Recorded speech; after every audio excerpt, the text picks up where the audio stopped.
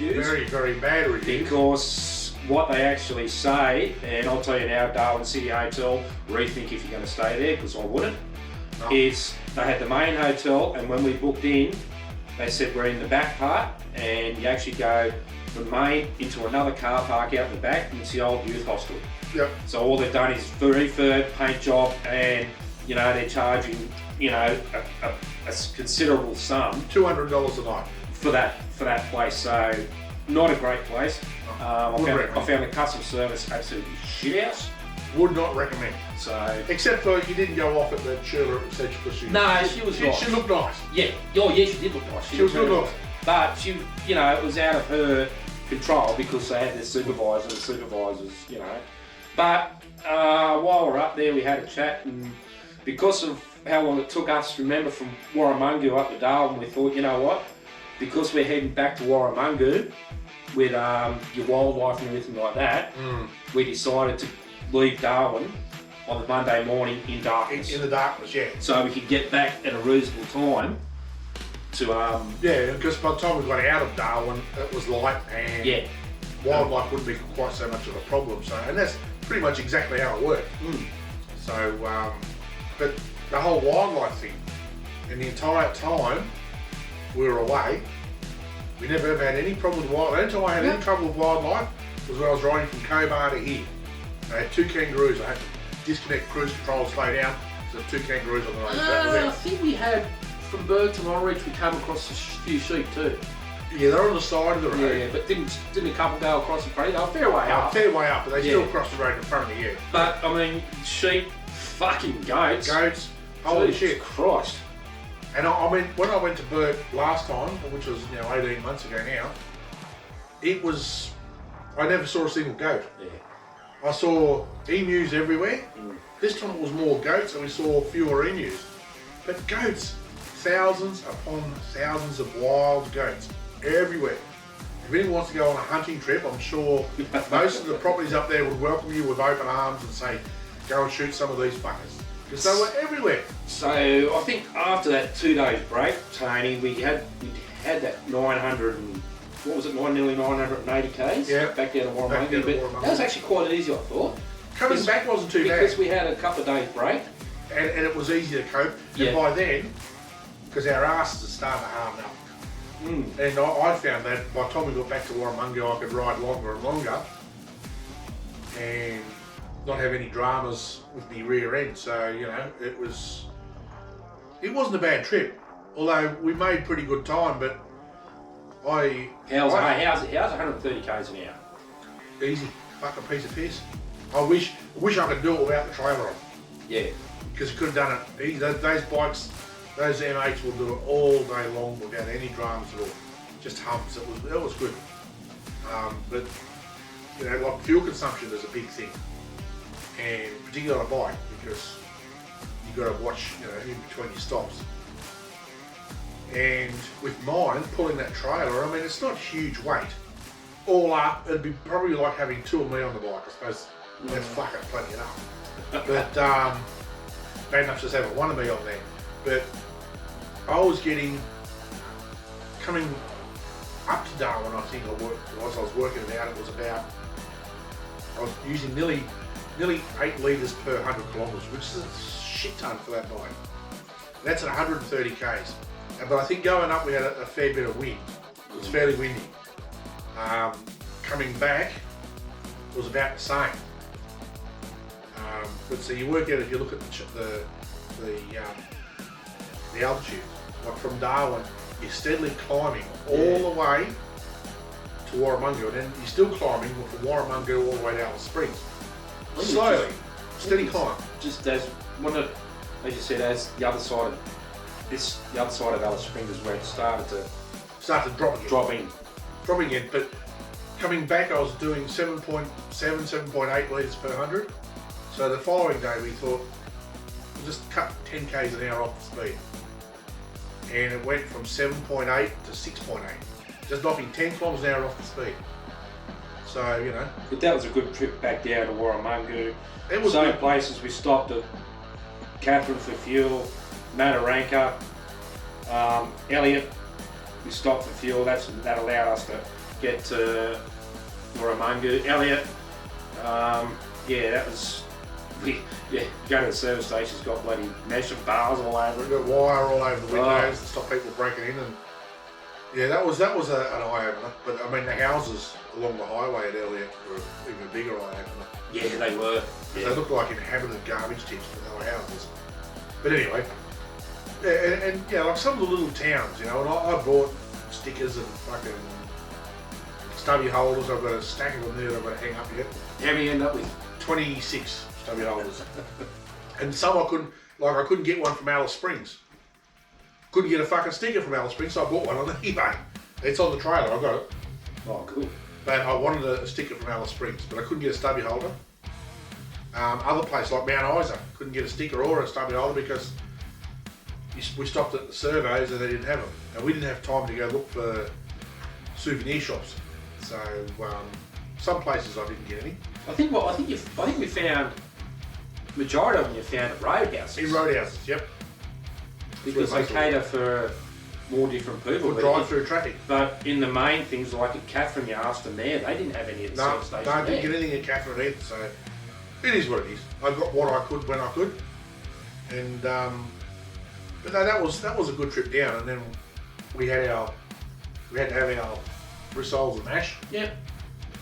And the next day we were down to Cooperative. Nah, that was Alice Springs from there. Oh, Alice, sorry, yeah. So Alice, down through Tennant Creek in the morning. Oh, Jesus. Tennant Creek. Oh, no, it wasn't too bad because it's too early in the morning. There's only, what, 2 or 3 of them out? Yeah, but what shocked me is not the people out. Like the sign that actually, where we stopped to take photos, is nice, really nice. But going through the main street of Tennant Creek, every single building, every single one, had steel mesh or steel shutters on their windows. And I shit you not, every single shop, every single residence, if they didn't have steel shutters, then they had big tall fences with spikes on them and fucking... Yeah.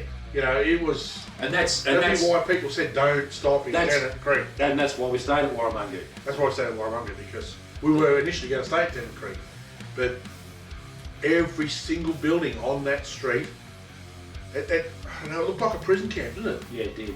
It was terrible. And I mean, it's shocking when you think that places have to resort, I should say, to shit like that. Yeah. You know, I mean, I'm glad people said, whatever you do, don't stop in Tennant Creek, so we did. So no, and that's why. Went through there, and again we saw the same thing again. Basically from Darwin down to Warramunga, flat, see for miles. Yeah. Get through Tennant Creek, get to the other side, it's just changed again. Mountains, everything. There's a few hills and yeah. But the outback, and I was talking to a guy, I can't remember where it was, at one stop, and he was telling me, there was a guy when I was riding to Cobar from Broken Hill, he said the outback, they say that the outback has not been this way in over 150 years because of the 3 wet seasons we've had. Yeah. The 3 wet years, there is more growth and more greenery in the outback than...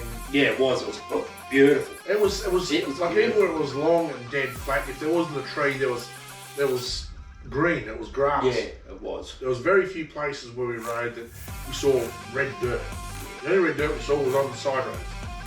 And that's what I said in one of my earlier videos, was the picture you get of the outback from the media is these fences with a busted windmill and a forlorn looking bloody buffalo standing in the middle of a paddock somewhere, you know, like. But even like around Alice and up to Darwin, there was just trees. There's bush. It was bush. It's not outback. Not what you would consider outback from what you see in the media. You know, like I said, to me, what I see in the media, outback is red dirt. Yep. Red dirt and a couple of trees. Very, very different to what we saw. Very different. It may be a little bit different once you get over into Western Australia. I don't know. But coming down through the centre, it could well be as you go across, like you said, to Western Australia might be a bit different. But you always get this picture of Alice Springs, like this little kind of oasis type thing in the middle of the desert. But it's not. It's not. It's nowhere near it. There's nothing like that at all. It's just you're riding through what looks like bush, Then you get up to the top, you get to the highest point in Central Australia. There's photos on the videos. I think that's just before Darwin, wasn't it? No, not before.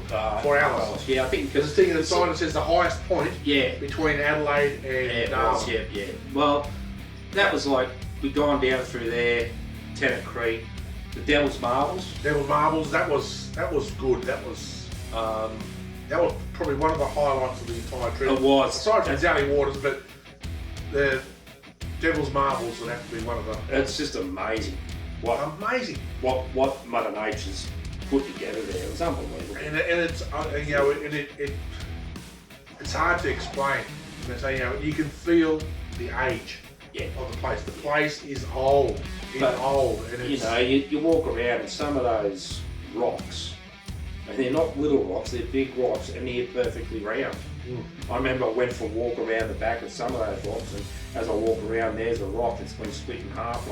I'm thinking like, you can't get any more perfect or any more smooth than what has happened. So yeah, that probably Chuck Norris karate chop or something. Yeah, it could have been.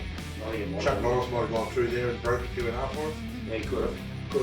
I think he might have. But it was nice. It was really nice.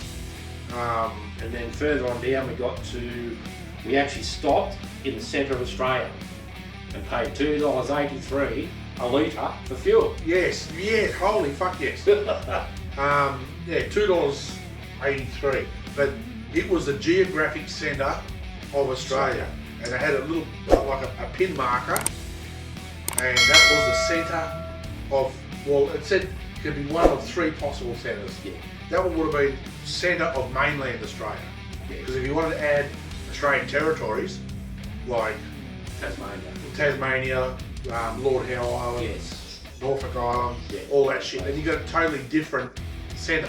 But mainland Australia, this was the dead centre of mainland Australia. That was well south of Alice. Yeah, and that was the big service station there. That was Stewart Highway, and you got Lazarus Highway. You turn right, and that took you out. That was Earl Dunder. That's it. I couldn't think of the name. Earl Dunder. That's the me stubby holder I got pinned up there. It's Earl Dunder's name. That's where it was. So that was good. That was fascinating. It's something, another unexpected thing that you see along the way. There was a lot of unexpected stuff on the way, wasn't there? There was. It's a lot of unexpected stuff, and as I said I put a bit of a spiel on Facebook about it. To truly comprehend how big this country is and how big the expanse of the Outback is, you have to experience it to understand it. It's just mind-blowing about how big this place is. And there's things there. There's a lot of things else you could see, but we made a plan, and we were time limited, and we couldn't stop. No, we stuck to our plan, but you think, well, that's a nice place, but what we saw was unbelievable. I mean, then we got into Alice Springs, and like everything that's going on in Alice Springs, everything in the media about the place. Yeah, I didn't find it that bad, but I felt safe. During the day, it was okay. I don't know, night time, maybe, depending on where you hang out. That motel? Because that motel where was absolutely brilliant. The motel we stayed was locked up. Yeah. It was safe. Yeah. But I mean, it's only just a couple of weeks before we left. The car was set fire in the car park directly across the road from where we were staying. Yeah. But when you sit down and think about it, they have crime. We have crime here in Scone. There might be 20,000 people in Alice Springs. There's only 5,000 people in Scone. It's all relative to your population. Yeah, it's high percentage. You still get your fuckheads around here, the mess people and stealing shit out of cars, breaking into cars. It's a big problem here.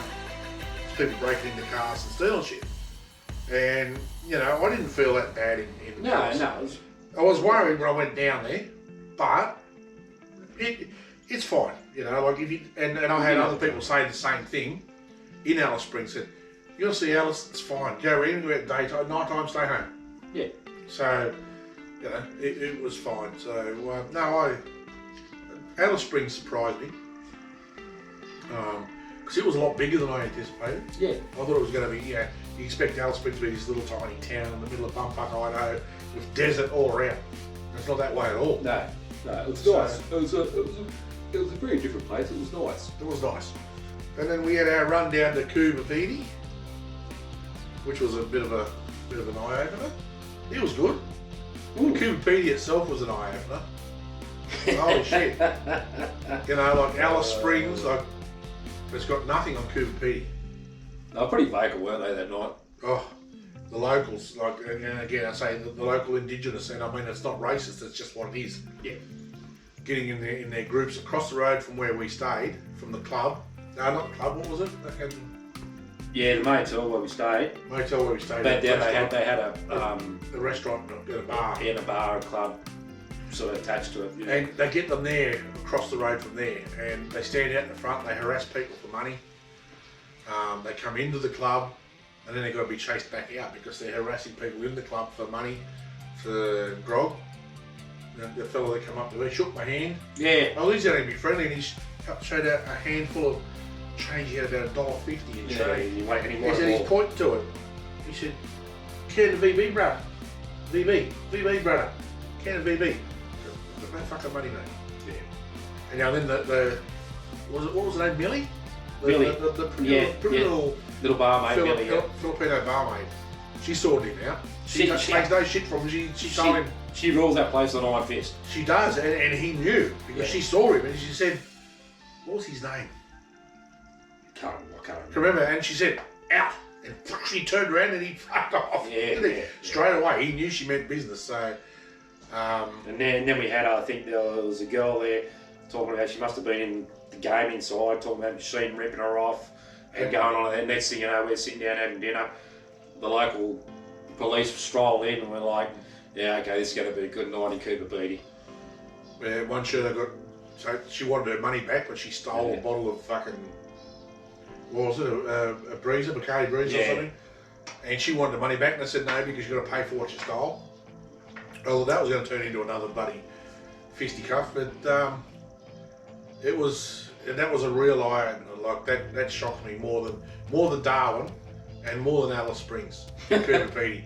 And people said, "Well, Cooper Beatty's not all that crash." I thought, "Oh yeah, it can't be that fun, man." No. There's a bunch of grizzly old fucking opal miners fucking crawling around the place, but it's not like that at all. And we had to sneak back to our rooms through the restaurant and through the gaming area and motel reception. The gaming and reception, so we could beat the hordes of people waiting at the front trying to fucking score money off you. It was shocking. It was an education. It was an education, that's for sure. Fucking education. So it really was. But those rooms were pretty good. And, they weren't too bad. And the Wi-Fi was all right. And then we had the run down the bloody from Cooper Beatty to Port Augusta, and that's where things took a turn to shit, didn't it? Yeah. We had a pretty good run down. We're having an awesome run, actually. We were, and Woomera. We went to Woomera. Oh, we stopped at Woomera and had a look all around there. Unfortunately, the museum was shut. Yeah. So we couldn't really have a walk around through the museum. It was shut due to upgrades, but they had a heap of shit out the front. And I've got a heap of photos that I've got to put up.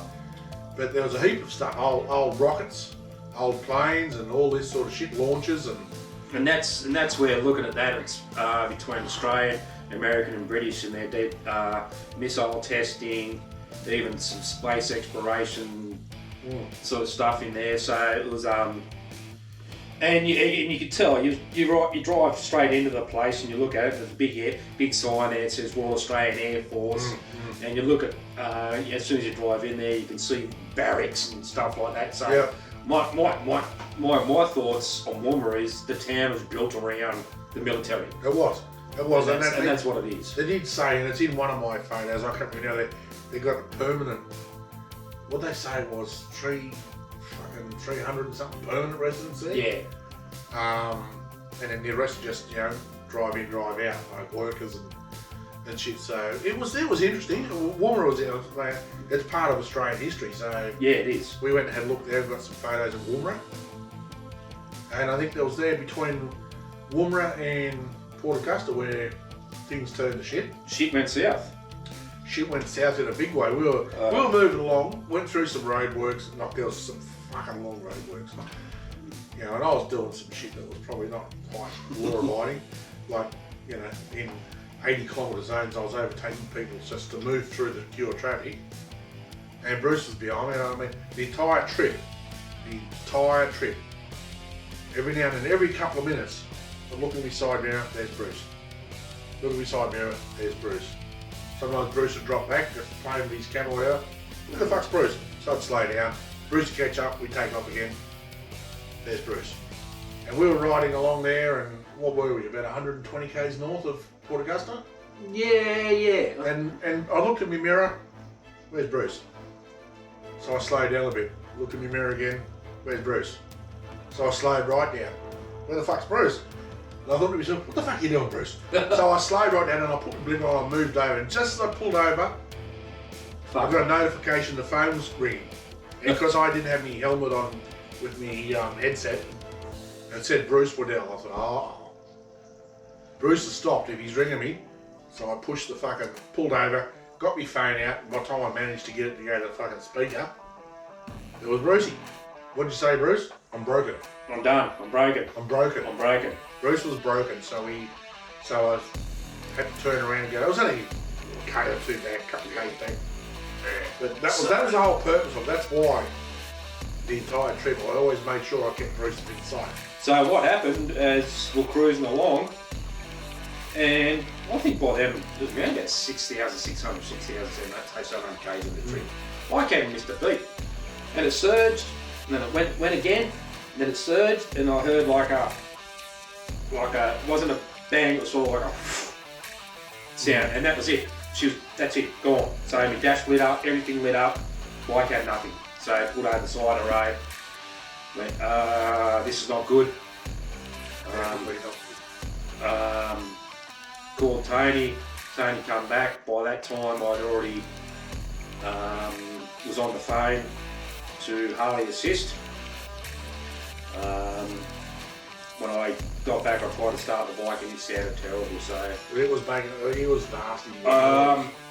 So what happened was basically we sat there for I think at 20 past 1 I rang them. Yeah, sat there for about 3.5 hours. Yeah, and they got there just on before 4 o'clock because you left to beat the dark. Beat the dark, yeah. And I had to wait for a tow truck. And the tow truck come to pick the bike up, picked me up, took me back to Port Augusta, dropped me at the motel for the night.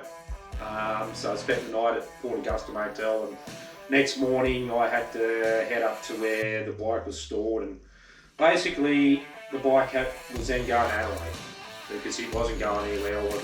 That was the end of my trip. That was my trip done. That was Bruce's trip done, unfortunately. Unfortunately it was, but apart from me venting, feeling bad, you know, the thing was I actually felt bad for us because this was a trip that we were going on together, and I felt like I'd fun. But it hadn't really, and like I said to Bruce, you know, like there's no sense feeling bad for me. My trip can go on. It's him that's got the problem. You know, I wasn't pissed off at Bruce. I was a little bit upset that his bike shit himself, but upset for Bruce, not at Bruce, if that makes sense. Because